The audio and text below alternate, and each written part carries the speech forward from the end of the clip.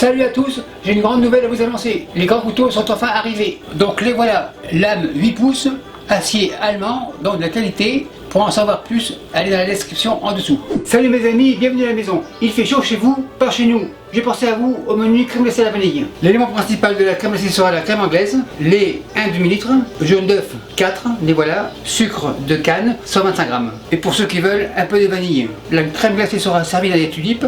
Pour le grammage très simple, sucre glace 100 g, farine tout usage 100 g, beurre 100 g et les blancs d'ici 100 g. La fête des pères m'a amené une nouvelle machine. J'ai eu la Rolls-Royce des machines à crème glacée, donc je vais m'en servir. La machine que j'avais avant, bon marché, ferait aussi l'affaire. Mais ayant celle-ci, je m'en sers. Pour les ménages, ce sera facile. La machine est assez lourde, le caméraman va la débarrasser. La machine débarrassée, on commence par la crème anglaise, car elle va devoir refroidir pour la machine. Le lait, 1 demi-litre. La mesure à la plonge, feu moyen. On ne veut pas dépasser 90 degrés Celsius. Voilà pourquoi que le thermomètre à bonbons est ici. Les jaunes, comme ça. Vanille, une cuillère à soupe. Je garde le reste pour les tulipes. Sucre, 125 g. Le bol à la plonge. Fouet flexible. On mélange. C'est bien mélangé. Le mélange terminé. On attend que le lait soit à 90. Le lait est à 80 degrés Celsius. Louche. Le bol. Un petit peu. Fouet. On délaie tranquillement. Le fouet c'est fini, mais il va revenir.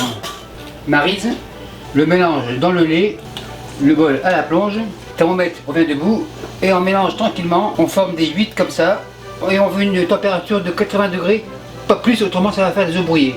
Pour ceux qui n'ont pas de thermomètre bonbon, pour savoir quand c'est cuit, on prend la spatule, on fait un trait, on tape, si le trait reste droit, c'est cuit. Ma crème a atteint 80 degrés Celsius, vérification, on frappe.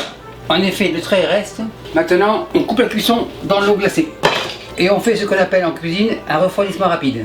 La crème anglaise a refroidi, elle est à 45 degrés Celsius. Thermomètre à la plonge. La crème anglaise, je transfère. Elle est presque froide au réfrigérateur. Beurre, 100 g. Sucre glace, 100 g. Comme ça. Un peu de vanille. Le fouet et on mélange. Bien sûr, vous avez remarqué, mon beurre est en pommade. En attendant, je préchauffe mon four à 350 degrés Fahrenheit. Donc on continue. Le sucre glace et le beurre bien mélangés, les blancs comme ça, machine miracle, et je vais les pré-mélanger. C'est assez. On fait une genre de demi-mousse, mais pas des blancs en neige. Les blancs comme ça, le bol à la plonge, et on mélange. Le tout bien mélangé, la farine, 100 g. Bol, plonge, on continue. On roque les bords. Le mélange est impeccable, le fouet on le secoue, le fouet à la plonge. La maryse est revenue de la plonge, on égalise, l'appareil est super lisse, numéro 1. Maintenant la cuillère, un peu comme ça, spatule, on étale en forme de cercle, assez mince, une de faite, on continue, on arrondit, on continue. Ça devrait être correct au four.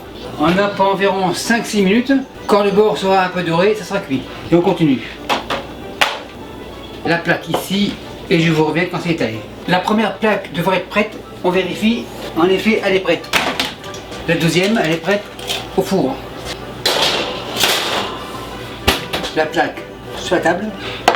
Spatule, on soulève tranquillement, on décolle, on coupe. La première sur le verre, on ferme tranquillement. Et on laisse refroidir.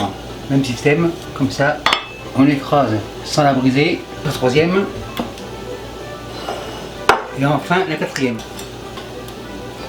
Après 2 minutes, ils sont froids, on peut les démouler. La plaque, comme ça. C'est assez fragile, donc c'est impeccable. Les tulipes, on réserve. Et on attend maintenant la deuxième fournée. La deuxième fournée devrait être prête. Feu éteint. En effet, c'est prêt. La plaque ici, et on va faire une deuxième version, c'est-à-dire dans les bols. La tulipe comme ça, on enfonce le verre dedans, on va tranquillement, on soulève les bords, on enfonce le verre dedans. C'est là un peu grande, c'est pas grave, le verre à fond, la quatrième, le verre comme ça, et on attend que ça refroidisse. Ça devrait être froid, donc bien pris, les verres on les retire, on démoule, super nickel. Et on réserve le tout pour les faire refroidir à 100%. La machine est branchée, la crème anglaise on la sort, couvercle ouvre, crème anglaise on la verse, On referme. Maintenant c'est parti. Et je vous reviens quand c'est fini. Après un quart d'heure, ça devrait être prêt. On ouvre. En effet, c'est prêt. La palme, on la soulève. On dégage la crème glacée. Super belle consistance. Le plus gros est retiré. La maryse à la plonge. Le seau, on le sort.